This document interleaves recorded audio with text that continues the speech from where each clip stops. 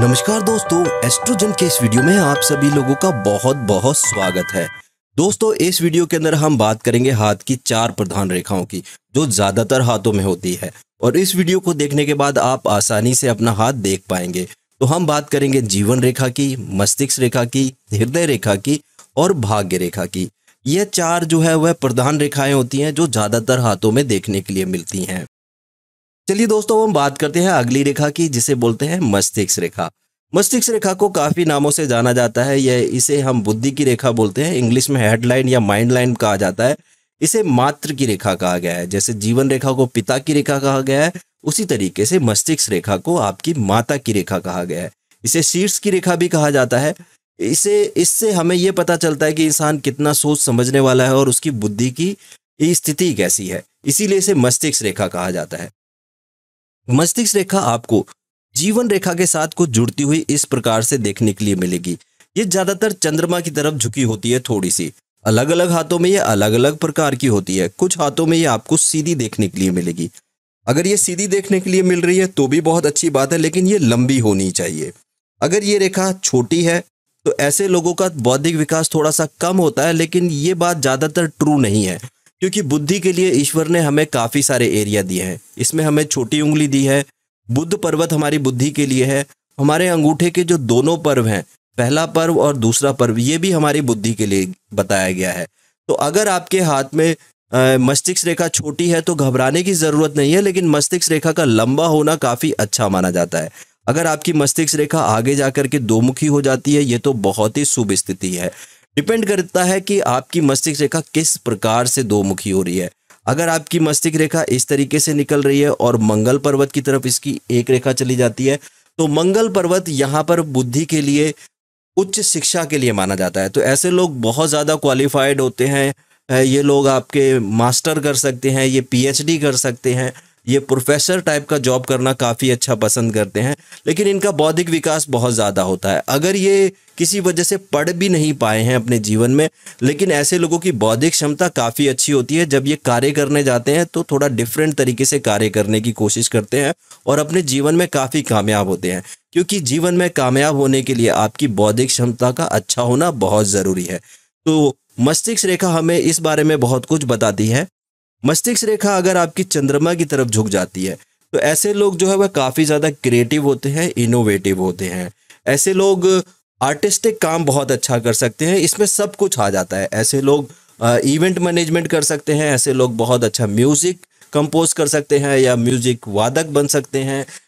ऐसे लोग बहुत अच्छी एक्टिंग कर सकते हैं। ऐसे लोग बहुत अच्छी स्क्रिप्ट राइटिंग कर सकते हैं। जहाँ पर भी इमेजिनेशन का काम है, जहाँ पर इनको सोचना है, कल्पना करनी है, वह कार्य ये बहुत अच्छे तरीके से कर सकते हैं, अगर आपकी मस्तिष्क रेखा चंद्र पर्वत की तरफ झुकाव ले लेती है तो। दोस्तों, अगर आपकी मस्तिष्क रेखा चंद्र पर्वत की तरफ बहुत ज़्यादा झुकाव ले लेती है तो ऐसे लोगों को अपने माइंड को हमेशा बिजी रखना चाहिए। अगर ऐसे लोग अपने माइंड को बिजी नहीं रखते तो वह लोग अकेले में कुछ ना कुछ बोलते रहते हैं, मतलब इमेजिनेशन ज़्यादा करते हैं। इनकी इमेजिनेशन पावर बहुत ज़्यादा होती है। तो ऐसे लोगों को अपने माइंड को ज़्यादा से ज़्यादा बिजी रखना चाहिए। दोस्तों, अगर आपकी मस्तिष्क रेखा सीधी निकलती है और उच्च के मंगल पर पहुंच जाती है, एक बारी फिर से बनाते हैं, यहाँ से निकलती है और सीधी मंगल पर्वत तक चली जाती है, यानी हाथ को 2 भागों में डिवाइड कर देती है। तो इस केस के अंदर मेमोरी पावर बहुत ही ज़्यादा शार्प होती है। उच्च शिक्षा भी ऐसे लोग प्राप्त करते हैं और इन्हें बहुत लंबे समय तक बातें याद रह जाती हैं। तो ये अपने प्रीवियस एक्सपीरियंस से बहुत कुछ सीखते हैं और अपने जीवन में बहुत ज़्यादा कामयाब होते हैं, क्योंकि इनकी मेमोरी जो है वो बहुत ही शार्प है और लंबे समय तक रिटेन कर पाते हैं, क्योंकि मस्तिष्क रेखा बहुत ज़्यादा लंबी है। दोस्तों, अगर आपकी मस्तिष्क रेखा टुकड़ों में चलती है तो ये थोड़ा सा परेशानी का सबब बन सकती है। ऐसे लोगों को कभी कभी सर दर्द जैसी प्रॉब्लम हो सकती है। कभी कभी ये बातों को थोड़ा भूल भी सकते हैं। यह डिपेंड करेगा इनके डेली रूटीन पर। लेकिन जैसा मैंने बोला कि अगर आपकी कनिष्ठिका उंगली अच्छी है, बुध पर्वत अच्छा है और आपके अंगूठे के दोनों पोर बहुत अच्छे हैं, तो उस केस में ये इफेक्ट थोड़ा नेग्लिजिबल हो जाएगा। दोस्तों, कुछ हाथों में मस्तिष्क रेखा इस प्रकार से निकली और उस पे कुछ जंजीर नुमा बन गया। ठीक है, अगर ये जंजीर नुमा रेखा बन रही है तो उस केस के अंदर भी थोड़ी मस्तिष्क को लेकर के समस्याएं हो सकती। लेकिन फिर वही बात कि अगर आपकी कनिष्ठिका उंगली बुध पर्वत और आपके अंगूठे के पहले और दूसरे पर अच्छे हैं, अंगूठा लंबा है, तो उस केस में ये इफेक्ट निग्लिजिबल हो जाएगा। और अगर आपके उल्टे हाथ में अगर आपकी मस्तिष्क रेखा अच्छी है तो भी इसका इफेक्ट नहीं होगा। दोस्तों, मस्तिष्क रेखा आपकी ज़्यादातर जीवन रेखा के साथ निकलती है। ये जीवन रेखा को कभी कभी ओवरलैप करती है और आप यहाँ पर देखेंगे कि आपका कुछ हिस्सा इस तरीके से काट देता है जीवन रेखा और मस्तिष्क रेखा को। अगर इस तरीके से जीवन रेखा और मस्तिष्क रेखा आपस में कट जाती है तो माना जाता है कि ऐसे लोग बचपन में थोड़े बीमार रहते हैं। लेकिन प्रैक्टिकल लाइफ में ये देखा गया है कि ऐसे लोग काम की शुरुआत करते हैं और उसकी फिर प्रायोरिटी देखते हैं।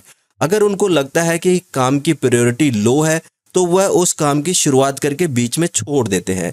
जैसे कि सुबह मॉर्निंग वॉक करना है अच्छी हेल्थ के लिए, तो कुछ दिन तक मॉर्निंग वॉक करने जाएंगे लेकिन फिर बाद में उसको छोड़ देंगे। तो या फिर कोई पढ़ाई करते हैं, कोई बुक पढ़ रहे हैं या कोर्स कर रहे हैं, लेकिन उन्हें लगता है कि यह जीवन में ज़्यादा काम नहीं देगा तो उसकी शुरुआत करके ये बीच में छोड़ देते हैं। यानी कि काम की शुरुआत प्रायोरिटी के हिसाब से करते हैं, फिर अगर ज़रूरत नहीं होती तो उसे बीच में ही छोड़ देते हैं। तो कभी कभी ऐसा भी देखा गया है। दोस्तों, अगर आपकी मस्तिष्क रेखा जीवन रेखा से थोड़ी दूरी बना करके चलती है तो यह इंसान के वैचारिक स्वतंत्रता को दिखाती है। ऐसे लोग अपने स्वतंत्र स्वभाव के होते हैं, अपने डिसीजन खुद लेना चाहते हैं, वह किसी पे डिपेंडेंट नहीं रहते और अपना जीवन में मुकाम बनाना चाहते हैं, यानी कि अपनी खुद की पहचान बनाना चाहते हैं, जिसकी वजह से वह बहुत मेहनत करते हैं। और देखा गया है कि ऐसे लोग अपने जीवन में काफ़ी कामयाब होते हैं। लेकिन ये अपनी चलाते हैं जिसकी वजह से परिवार में दूरियां बढ़ जाती हैं, हस्बैंड वाइफ के रिलेशनशिप में ज़्यादातर प्रॉब्लम आती है। लेकिन थोड़े समय के बाद देखा गया है कि अगर कुछ रेखाएं यहाँ से निकलें और जीवन रेखा पे मिल जाएं तो फिर इसका इफेक्ट जो है वह कम हो जाता है। दोस्तों, अगर मस्तिष्क रेखा जीवन रेखा से काफ़ी ज़्यादा दूरी बना के चलती है या काफ़ी ज़्यादा दूर निकल रही है तो उस केस में वैचारिक स्वतंत्रता बहुत ज़्यादा हो जाएगी। इंसान अपने ऊपर ज़्यादा डिपेंडेंट रहता है, दूसरों से सलाह लेना पसंद नहीं करता। सबसे अच्छी बात इन लोगों की मुझे ये लगती है कि जीवन में जब ये लोग कामयाब होते हैं तो वो उसका क्रेडिट खुद लेते हैं और अगर फेल होते हैं तो उसका क्रेडिट भी ये खुद लेते हैं, किसी को दोषी नहीं ठहराते, क्योंकि ये अपनी गलतियां सुधार करके फिर से तैयार हो जाते हैं दूसरे काम को करने के लिए। लेकिन ज़्यादातर हाथों में तो ये हमें जीवन रेखा से ही मिलती है। दोस्तों, ये आपकी माता की रेखा है, ये आपके पिता की रेखा है। तो जब ये रेखाएं आपस में यहाँ पे मिलती हैं तो ऐसे लोग अपने माता पिता के संस्कारों को फॉलो करते हैं। ऐसे लोग काफ़ी संस्कारी होते हैं, इसीलिए ऐसे लोग अरेंज मैरिज करते हैं और अगर किसी से प्रेम करते हैं तो उसको भी लव कम अरेंज कराना चाहते हैं, क्योंकि इनके संस्कार इनके जीवन में बहुत ज़्यादा हैं। दोस्तों, ऐसे लोग धर्म कर्म में हमेशा आस्था रखते हैं। जो इन्होंने अपने माँ बाप से सीखा है यह उसको आगे बढ़ाना चाहते हैं और काफ़ी हद तक देखा गया है कि ये लोग अपने जिस भी धर्म में पैदा हुए हैं उस धर्म को फॉलो करते हैं। तो मस्तिष्क रेखा हमारे इंटेलिजेंस को दिखाती है। ये जितनी साफ, सुंदर और अच्छी होगी, ऐसे लोग दिमागी तौर पर बहुत मजबूत होंगे और अपने जीवन में कामयाब दिखेंगे। दोस्तों, हाथ के अंदर यही 4 प्रधान रेखाएं होती हैं। तो सबसे पहले हमें चेक करनी है जीवन रेखा, दूसरे नंबर पर मस्तिष्क रेखा, तीसरे नंबर पर हृदय रेखा और चौथे नंबर पर भाग्य रेखा। अलग अलग हाथों में ये अलग अलग प्रकार की होंगी। मैंने कोशिश की इस वीडियो में कि आपको मैं ये अच्छे से समझा सकूं। दोस्तों, जब भी हम किसी का हाथ देखते हैं तो उसमें सबसे पहले हम उसकी बनावट देखते हैं। हाथ की बनावट बहुत ज़्यादा इंपॉर्टेंट हो जाती है। फिर उसके बाद हम उंगलियों की शेप देखते हैं कि उंगलियां किस प्रकार की हैं। उंगलियां जो है वह थोड़ी लंबी होनी चाहिए और इनके अंदर 1, 2, 3 यानी कि हर उंगली में 3 पोर होने चाहिए, ठीक है, और उंगलियों की लंबाई अच्छी रहनी चाहिए। फिर उसके बाद हम हाथ का अंगूठा देखते हैं, हाथ का अंगूठा किस प्रकार का है। फिर हाथ की प्रधान रेखाएं देखते हैं। फिर हर पर्वत को देखा जाता है, ठीक है। पर्वत के ऊपर शुभ गुण और अशुभ गुण देखे जाते हैं, यानी कि अच्छे साइन और बुरे साइन देखे जाते हैं। तो ये पर्वत भी बहुत ज़्यादा इंपॉर्टेंट हो जाते हैं। सारी चीज़ों का कंक्लूजन मिला करके हम किसी बेहतर रिजल्ट पर पहुंचते हैं। तो हाथ को देखने के लिए हमें बहुत सारी चीज़ें देखनी होती हैं। तो हाथ की बनावट बहुत इंपॉर्टेंट हो जाती है और फिर उंगलियों की शेप, अंगूठा और आपकी प्रधान रेखाएं और हाथ के पर्वत। दोस्तों, आपके हाथ में अगर अच्छी रेखाएं हैं और अगर आपके पर्वत अच्छे नहीं हैं तो आपको वैसे रिजल्ट नहीं मिलेंगे जैसे मिलने चाहिए। तो उम्मीद करता हूं दोस्तों ये वीडियो आपके लिए इंफॉर्मेटिव रहा होगा।